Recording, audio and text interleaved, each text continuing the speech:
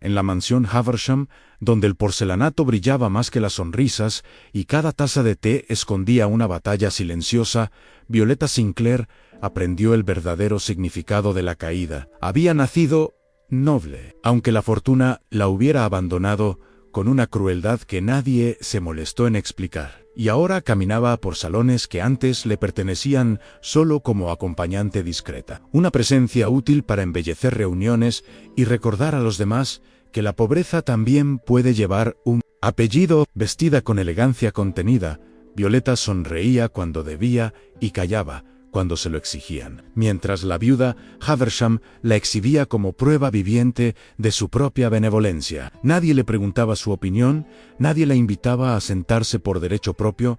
Era adorno, era silencio, era sacrificio. Sin embargo, bajo esa docilidad aparente, Violeta guardaba una furia paciente, nacida de años, sosteniendo a sus hermanos con dignidad herida. La noche de la lectura del testamento de un terrateniente recién fallecido, esa furia encontró su primera grieta, una cláusula inesperada que mencionaba tierras ligadas a su familia, ofrecidas solo a condición de que ella renunciara públicamente a todo reclamo y aceptara un matrimonio arreglado. ¿Desde cuándo una herencia venía acompañada de una orden tan precisa? Gareth Ashford presenció aquella escena con el ceño endurecido por costumbre. Marqués, administrador implacable y enemigo declarado de la indulgencia inútil, había llegado a la mansión para renegociar contratos y cortar gastos, ganándose el desprecio inmediato de una aristocracia acostumbrada a sangrar sus propias tierras en silencio. Para él,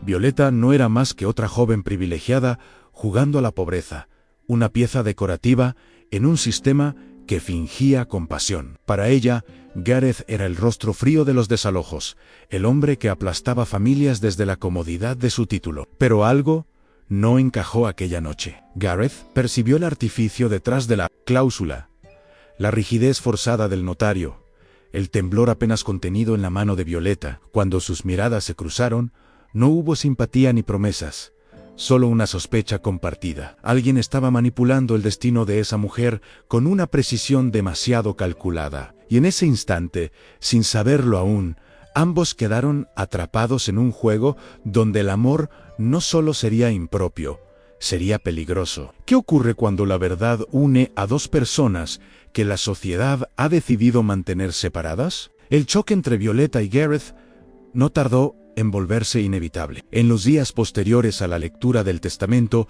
coincidieron una y otra vez en los salones de la mansión Haversham, siempre desde posiciones opuestas en ella, obligada a servir el té y a sostener conversaciones que no le pertenecían. Él, rodeado de documentos, cifras y reproche, soportando la hostilidad velada de quienes veían en su gestión una amenaza directa a sus privilegios. Cada intercambio entre ambos estaba cargado de prejuicios. Violeta lo observaba con una mezcla de rabia y desconfianza, convencida de que su dureza no era más que otra forma de crueldad elegante. Gareth, por su parte, interpretaba el silencio digno de Violeta como altivez disfrazada, una noble jugando a ser víctima. Sin embargo, las grietas comenzaron a aparecer cuando Violeta, incapaz de ignorar lo que había escuchado entre murmullos y documentos mal escondidos, descubrió que varios desalojos recientes se apoyaban en contratos sospechosamente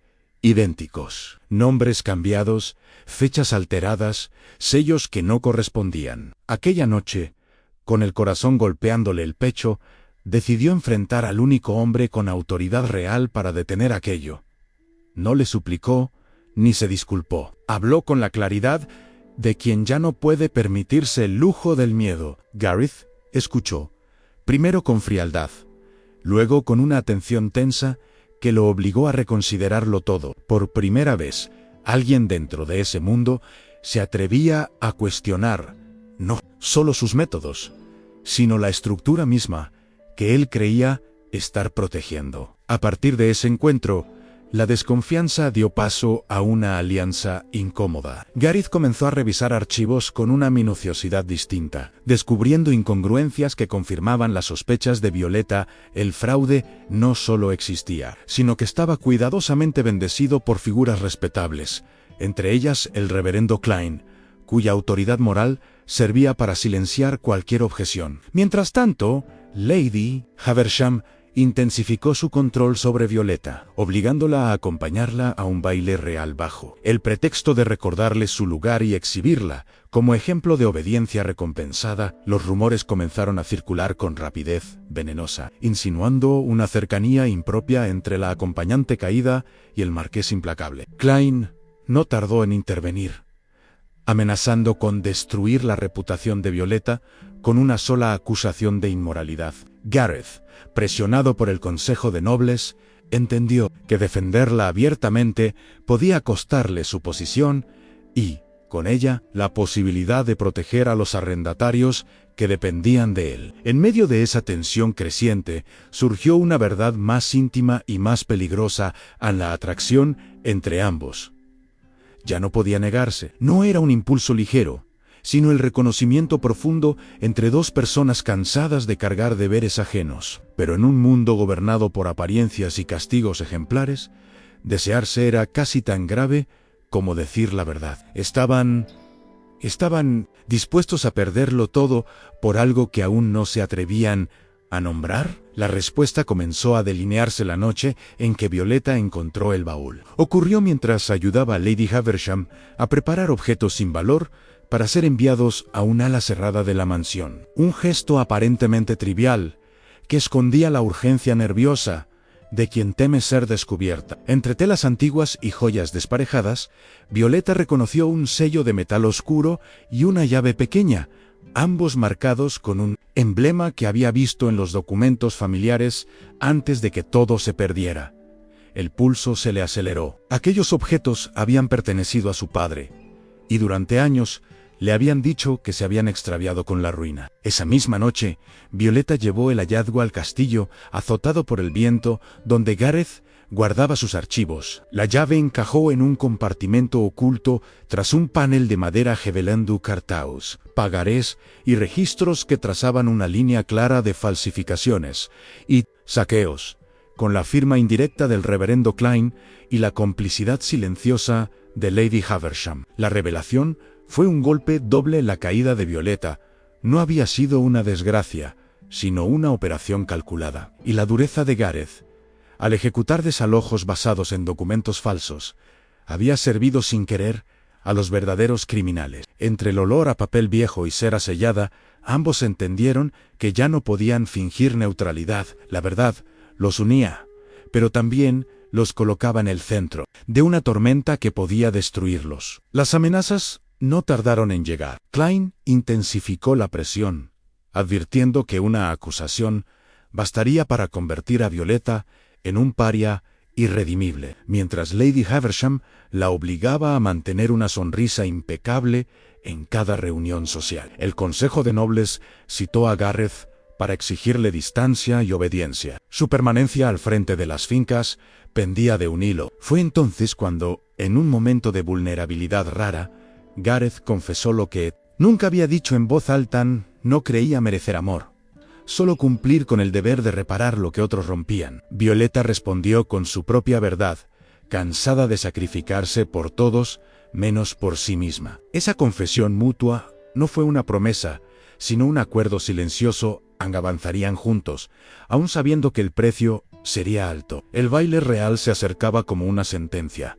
el escenario perfecto para exhibirla y silenciarla. Pero ahora Violeta ya no estaba sola, y Gareth ya no estaba dispuesto a administrar injusticias en nombre del orden. En ese punto sin retorno, el amor dejó de ser una tentación impropia y se convirtió en una fuerza peligrosa, capaz de derribar no solo una barrera de clase, sino el entramado de mentiras que sostenía a toda una élite. La noche del baile real llegó envuelta en un resplandor excesivo, como si la mansión Haversham necesitara multiplicar la luz para ocultar la oscuridad que la habitaba. Violeta entró del brazo de la viuda con la cabeza alta y el gesto sereno, convertida una vez más en acompañante obediente ante los ojos ajenos. Sin embargo, bajo la seda cuidadosamente elegida, llevaba algo más peligroso que dignidad herida a la certeza de la verdad. Cada mirada que la juzgaba,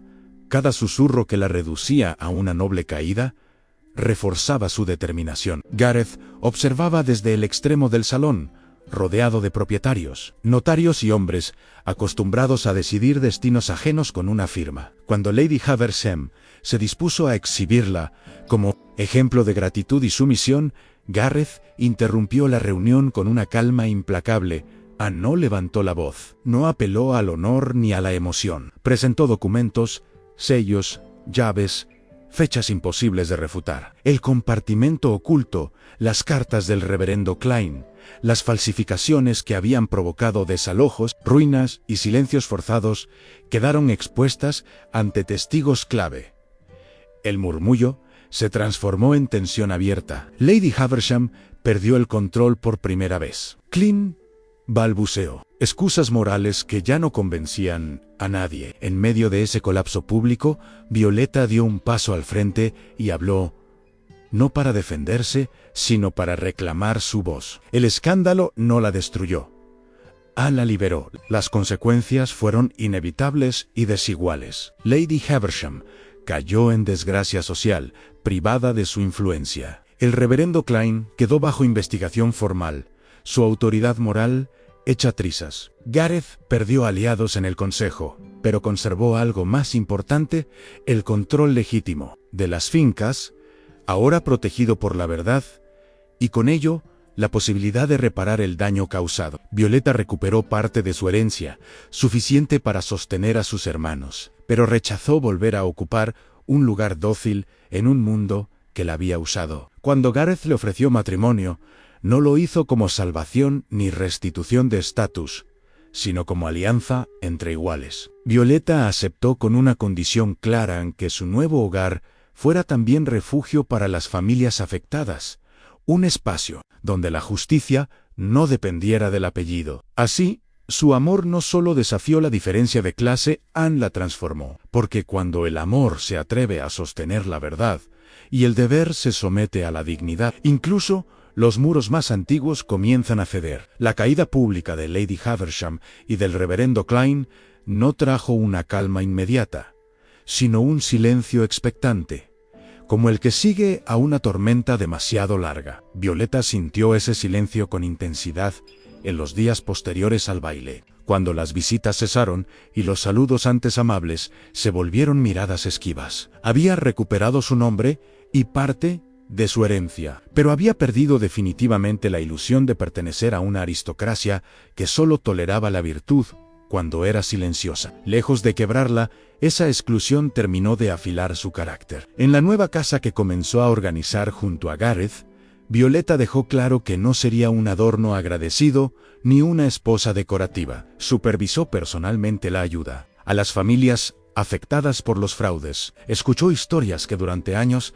nadie quiso oír, y aprendió, con una mezcla de dolor y determinación, el alcance real del daño causado por documentos falsos y decisiones cobardes. Gareth, acostumbrado a cargar solo con el peso del deber, descubrió en ella una aliada que no suavizaba la realidad, pero tampoco la eludía. Juntos empezaron a reconstruir no solo tierras y contratos, sino una forma distinta de ejercer autoridad, una que no necesitaba humillar para sostenerse. El amor entre ambos creció en ese terreno arduo, lejos de los gestos románticos fáciles, fortalecido por el trabajo compartido y la certeza de estar haciendo algo que importaba. Con el tiempo, la reputación de Gareth cambió de manera casi imperceptible, pero profunda. Ya no era solo el marqués implacable que cortaba gastos sin piedad, sino un administrador firme que había aprendido a distinguir entre rigor y crueldad. Violeta, por su parte,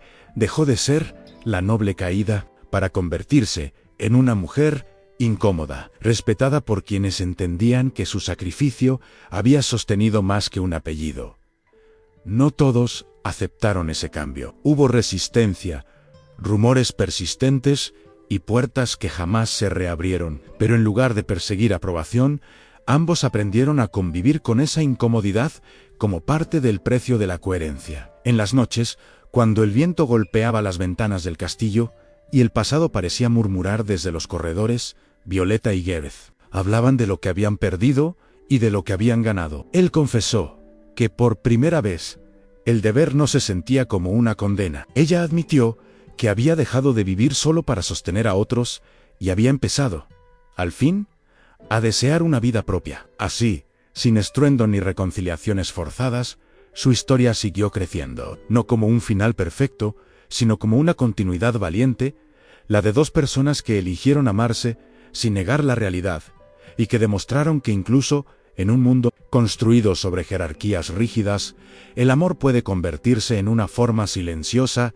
y persistente de justicia. El verdadero desafío comenzó cuando la rutina reemplazó al escándalo, sin el ruido de las acusaciones públicas ni la urgencia de las revelaciones. Violeta y Gareth se enfrentaron a algo más complejo, a sostener en el tiempo aquello que habían prometido. La administración de las fincas exigía decisiones constantes, muchas de ellas impopulares, y Gareth aprendió que incluso la justicia necesita ser explicada para no parecer castigo. Violeta estuvo a su lado en cada reunión, no como figura simbólica, sino como voz firme que recordaba los nombres y las historias detrás de cada contrato. Algunos arrendatarios la miraban con desconfianza al principio, incapaces de olvidar que había nacido noble, pero su constancia fue desarmando resistencias. Ella escuchaba sin interrumpir, aceptaba críticas y no ofrecía soluciones rápidas que no pudiera cumplir. Poco a poco, esa presencia transformó la relación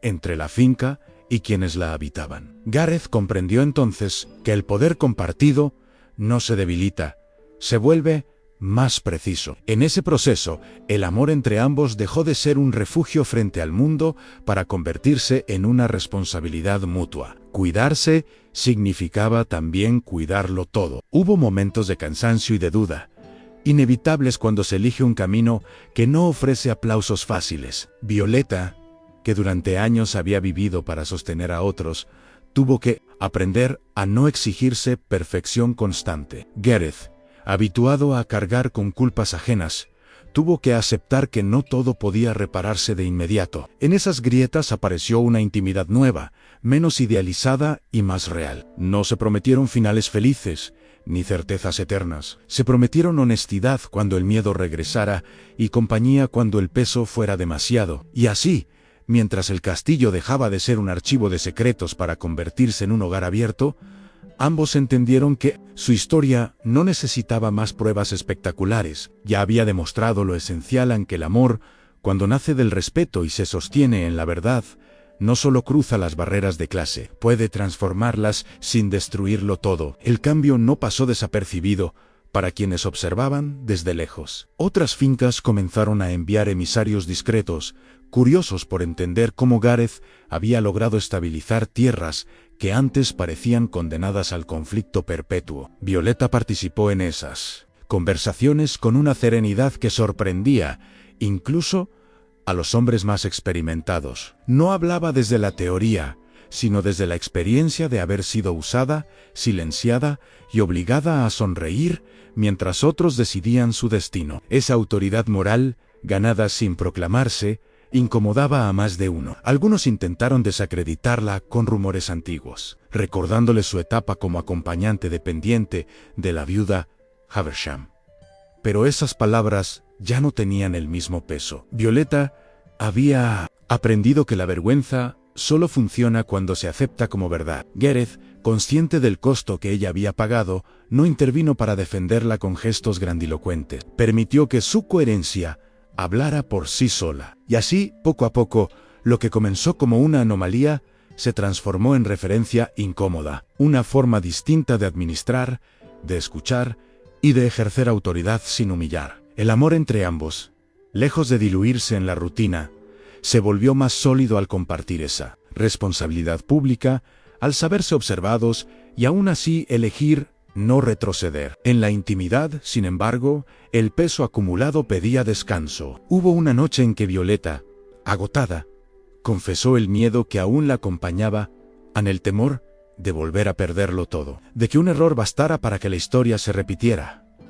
Gareth no respondió con promesas imposibles. Le habló de su propio miedo, el de endurecerse otra vez, el de confundir disciplina con distancia. Esa conversación, sencilla y honesta, los ancló más que cualquier juramento. comprendieron que no estaban construyendo un refugio inmune al mundo, sino una vida capaz de resistirlo sin traicionarse. Y mientras el viento seguía golpeando los muros del castillo, ya no como amenaza sino como presencia constante, Violeta y Gareth entendieron que su historia no necesitaba un final cerrado. Había encontrado algo más raro y más valioso en continuidad. La certeza de que, incluso cuando el pasado intenta reclamar su espacio, el amor elegido, con conciencia, puede sostenerse como una forma silenciosa de justicia, día tras día, decisión tras decisión. Con el paso de los meses, el castillo dejó de ser solo un símbolo de autoridad para convertirse en un espacio vivo, atravesado por voces que antes no cruzaban sus puertas. Violeta impulsó encuentros entre arrendatarios, administradores y familias desplazadas, no como actos de caridad, sino como conversaciones necesarias. Cada reunión era tensa al inicio. Había resentimientos acumulados, desconfianza hacia cualquier figura con título, heridas que no cerraban con facilidad. Gareth aprendió a permanecer en segundo plano cuando era necesario, entendiendo que su papel no siempre consistía en dirigir, sino en permitir que otros hablaran sin miedo a represalias. Esa forma de liderazgo silencioso descolocó a muchos, pero también abrió grietas por donde empezó a filtrarse algo parecido a la esperanza. Violeta, observando esos cambios, comprendió que su sacrificio no había sido en vano. Aunque el precio hubiese sido alto, ya no era la joven obligada a sonreír para sobrevivir, sino una mujer capaz de sostener su voz, incluso cuando temblaba. El amor entre ella y Gareth se fortaleció en esos momentos concretos, lejos de los salones y los rumores, en la convicción compartida de que estaban haciendo lo correcto, aunque nadie los aplaudiera por ello. Hubo una tarde, mientras el sol caía sobre los campos recién sembrados, en la que ambos se permitieron mirar hacia atrás, sin amargura. Gareth reconoció que durante años había confundido dureza con justicia, creyendo que solo el rigor podía frenar el abuso, y que esa creencia lo había aislado de todo aquello que daba sentido a su trabajo. Violeta, a su vez, admitió que había pasado demasiado tiempo creyendo que el amor debía doler o sacrificarse para ser válido. En ese reconocimiento mutuo, sin reproches ni dramatismos, encontraron una forma nueva de intimidad, la de dos personas que se eligen no por necesidad, sino por coherencia. No sabían qué nuevos desafíos traerían los próximos años, ni si el sistema que habían enfrentado terminaría por reaccionar contra ellos con más fuerza. Pero algo era indiscutible: ya no caminaban solos ni divididos por el lugar que el mundo les había asignado. Y en esa certeza tranquila, nacida de la verdad compartida y del respeto profundo, su historia continuó avanzando,